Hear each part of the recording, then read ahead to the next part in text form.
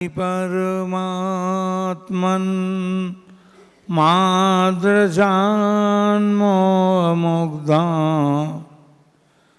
कथम तनुवशत्वान् बुद्ध के शान्यजेयं सुगतमगधरं वा वागधीशं शिवं वा जितभवमभिवन्दे भासुरं श्रीजिनं वा। देवादिदेव 1008 श्री अनंतनाथ भगवान की 20वीं सदी के प्रथमाचार्य चारित्र चक्रवर्ती आचार्य श्री शांति सागर जी महाराज की, परम पूज्य आचार्य श्री वीर सागर जी महाराज की, परम पूज्य आचार्य श्री शिव सागर जी महाराज की, परम पूज्य दीक्षा गुरुवर्य आचार्य श्री धर्म सागर जी महाराज की, परम पूज्य आचार्य श्री अजित सागर जी महाराज की, परम पूज्य शिक्षा गुरुवर्य आचार्य कल्प श्री सुध सागर जी महाराज की, श्रीमद् जैन धर्म की।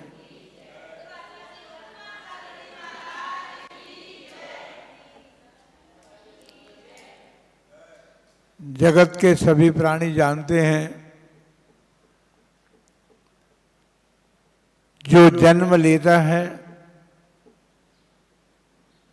या कोई जो द्रव्य उत्पन्न होता है वो नाश को अवश्य प्राप्त होता है। द्रव्य से मतलब व्यक्तियों से बात है, हमारे वो 6 द्रव्यों की बात नहीं कह रहे हैं। जो उत्पन्न हुआ है उसका मरण अवश्य भावी है।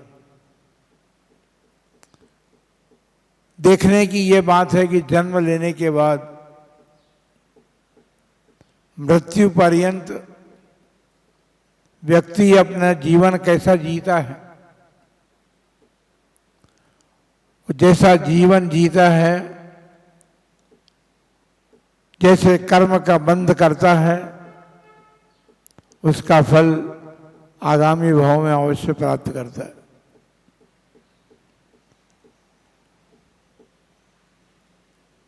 परम पूज्य चारित्र चक्रवर्ती आचार्य श्री शांति सागर जी महाराज की अक्षुण्ण आचार्य परंपरा के चतुर्थ पट्टाचार्य परम पूज्य आचार्य श्री अजित सागर जी महाराज का आज समाधि दिवस है। बांसवाड़ा के लोग भाग्यशाली हैं।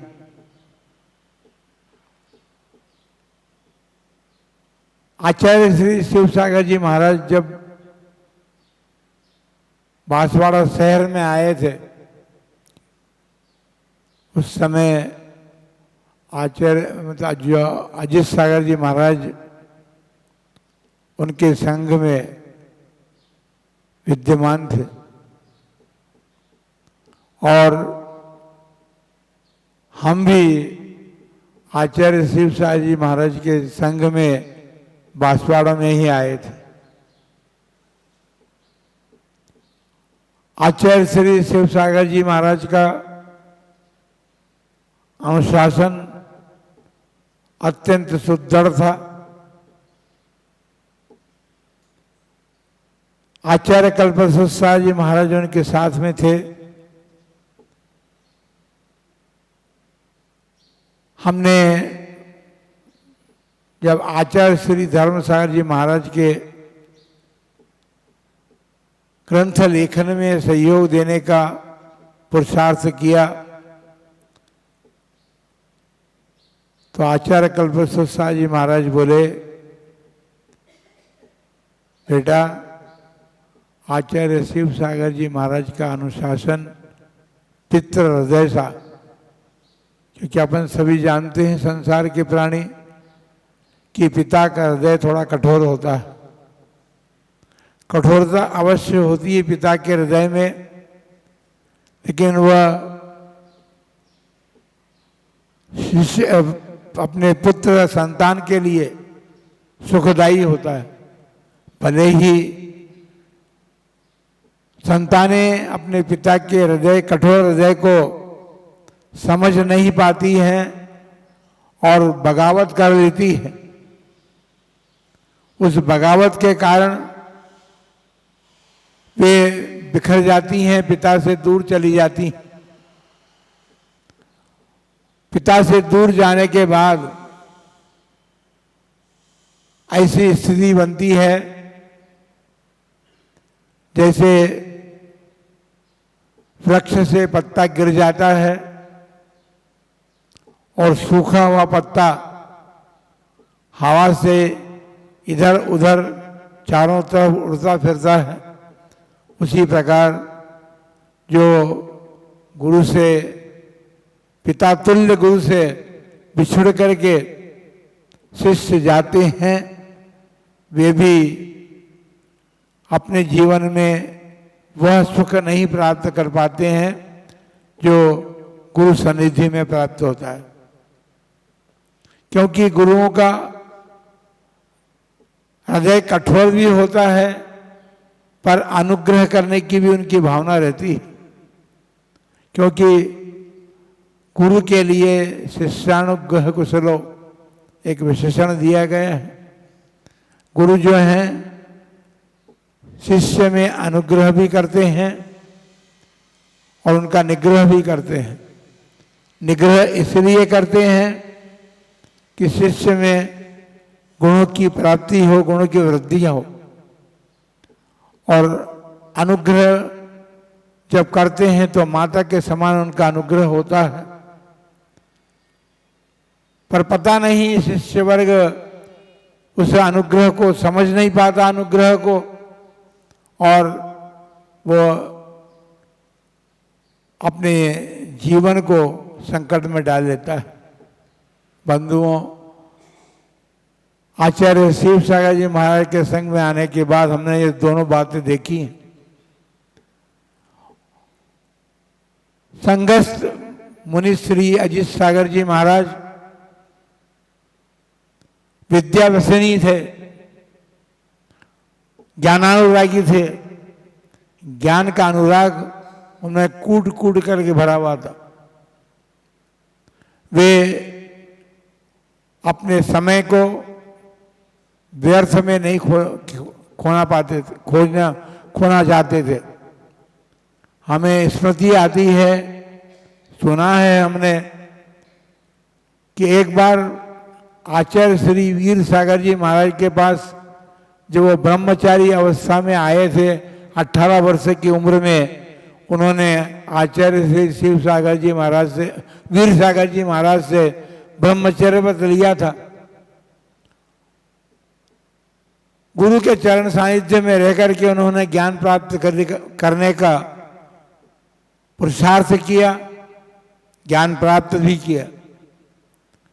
उनके मन में एक बात जगी कि मुरैना विद्यालय है, वहां जाकर के विशेष ज्ञान प्राप्त करना चाहिए।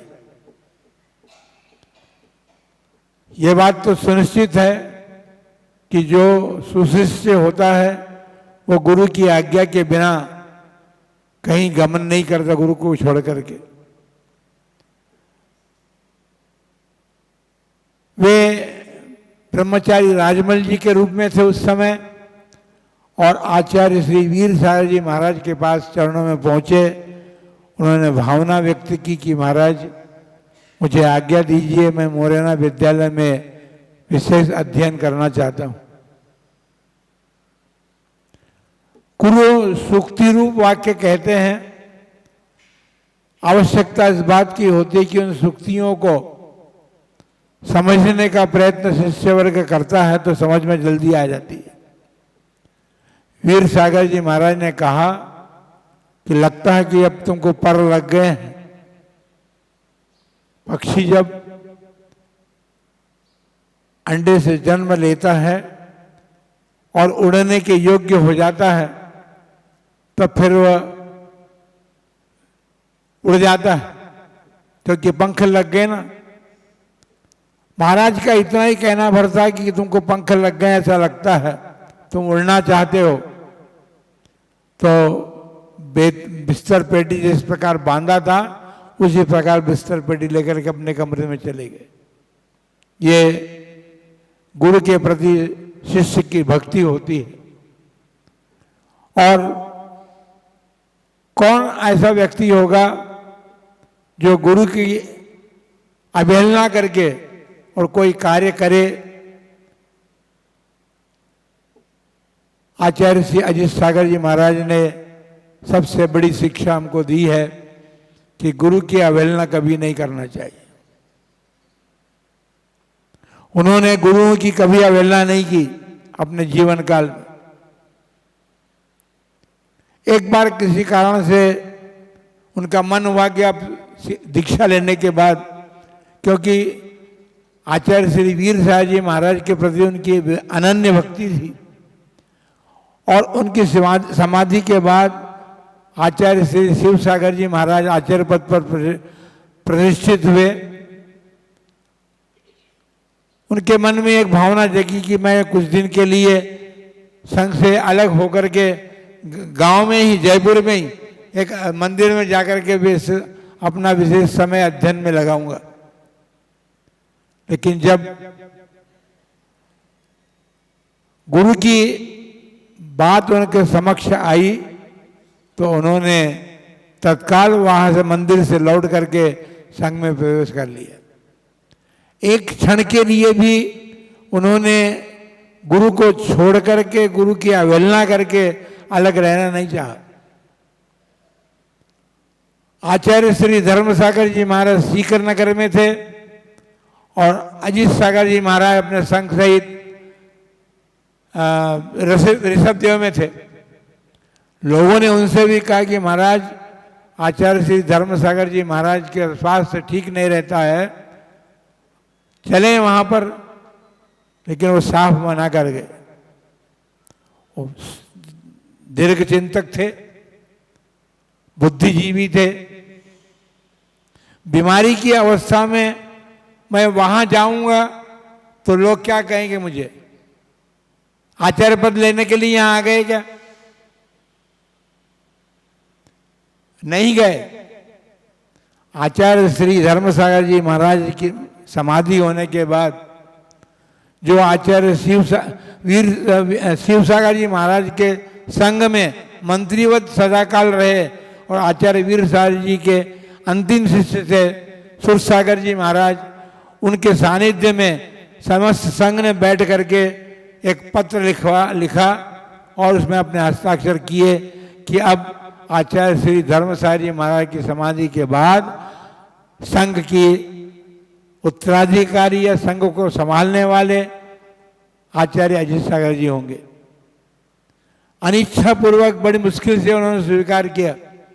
ये बात अलग है कि उनके शरीर में दो दो रोग एक साथ हो गए थे। टीबी का रोग भी बड़ा भयंकर होता है और अब तो डायबिटीज तो ऐसी हो गई कि घर घर में है।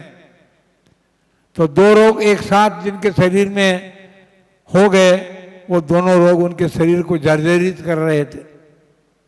लेकिन उन्होंने समझा, सोचा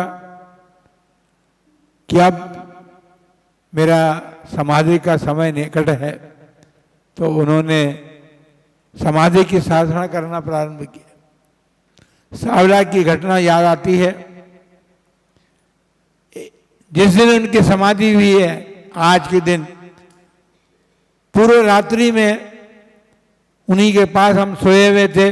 वो उठे तो हम भी उनके साथ उठ गए और हाथ पकड़ के चलने लगे। तो अपने शरीर की स्थिति को देख करके बोले, वर्धमान, अब समय निकट आ गया है। और उसके 2 या 2.5 घंटे के बाद उनकी समाधि हो गई। जो आत्म साधक होते हैं उनको अपने समय का पता भी लगता है, अनुभव भी आता है। और फिर जो संयम की साधना करते हैं, जीवन भर जो संयम में अपना समय व्यतीत करते हैं, उनको तो बड़ी आसानी से अपने समय का पता लगता है। बंधुओं, आचार्य श्री अजित सागर जी महाराज जैसे गुरु जिन्होंने की प्राप्त हुए, उन लोगों ने अपने जीवन को सार्थक करने का प्रयत्न किया है। हम एक बात जरूर कहेंगे, जिन्होंने हमें संयम दिया है, संयम निधि प्रदान की है, और जिनके साथ हम वर्षों रहे भी हैं, संयम निधि का परिपालन भी किया उनके साथ रह करके, और अनेक यात्राएं उनके साथ संपन्न की, ऐसे गुरु को छोड़ करके अलग जाना बुद्धिमत्ता नहीं है। यहां कहा है, एकमेव अक्षरम यस्तु गुरु शिष्यम प्रबोधयेत् पृथिव्याम नास्ति तद्द्रव्यम यद दत्वा च अनऋणी भवेत्। एक में अक्षर, एक अक्षर का ज्ञान भी यदि हमें गुरु से प्राप्त होता है, फिर संयम की बात तो बहुत दूर की है। संयमपूर्ण जीवन जिन्होंने हमें प्रदान किया, तो एक अक्षर का ज्ञान भी जिनसे प्राप्त होता है, गुरु शिष्य को प्रदान करते हैं, तो इस जगत में वो द्रव्य नहीं है जो गुरु को देकर के उनके ऋण से हम उऋण हो सके। आचार्य श्री अजित सागर जी महाराज ने अपने जीवन में यही किया, गुरु के द्वारा प्रदत्त संयम का उन्होंने रक्षण भी किया, रक्षण करते करते उन्होंने उसका संवर्धन भी किया। ये आचार्य श्री शांति सागर जी महाराज की परंपरा के आचार्य थे, और उन्होंने अपने जीवन में जो संयम शिवसागर जी महाराज से, आचार्य शिवसागर जी महाराज से प्राप्त किया था, उसका साधन भी किया, संवर्धन भी किया, और संवर्धन करके उन्होंने अपने जीवन को अंतिम क्षण में साधना पूर्वक, संलेखना पूर्वक संपन्न किया। इस प्रकार, क्योंकि शास्त्रों में कहा है, बिना गुरु के गुणों की प्राप्ति नहीं होती। न बहुत बुद्धिमान व्यक्ति भी हो और अपने को बुद्धिमान समझता भी हो, लेकिन गुणों की निधि, चाहे वो ज्ञान निधि हो चाहे संयम निधि हो, ज्ञान और संयम ही तो आत्मा के गुण हैं, और वो गुण निधि जो है जिन गुरु से प्राप्त होती है, उन गुरु के प्रति जिस प्रकार अंधकार को दूर करने के लिए दीपक की आवश्यकता होती है, उसी प्रकार अज्ञान अंधकार को दूर करने के लिए गुरु ही हमारे लिए शरणभूत होते हैं, और वे संयम अपने जीवन में प्रदान करके और